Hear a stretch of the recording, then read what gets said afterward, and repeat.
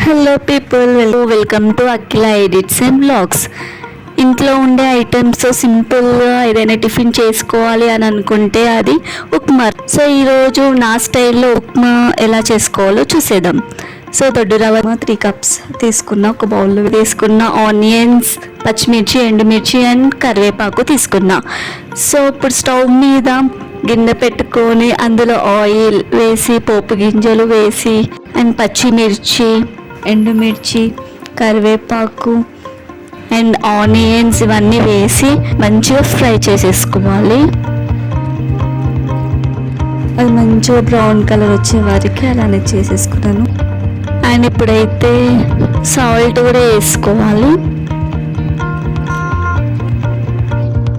3 cups of upma రవ్వకి 3 glasses of water తీసుకున్నాను.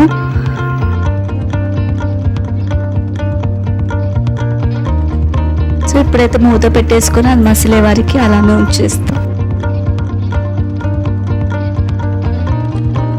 మేమైతే ఇన్స్టాంట్గా చేసుకోవాలి అని అనుకుంటే, ఆకలితో ఉన్నప్పుడు స్పీడ్గా అయిపోయే రెసిపీ ఇది. ఉప్మా చేసేసుకుంటాం.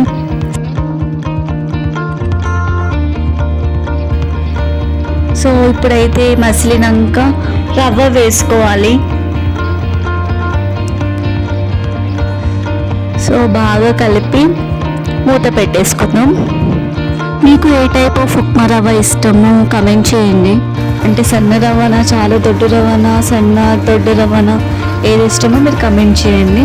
సో అండ్ మీరు ఉప్మాకి కాంబినేషన్ ఏం తీసుకుంటారో అది కూడా కమెంట్ చేయండి. నేను మామిడి చట్నీ అండ్ కారం పొడితోటి తింటున్నాను.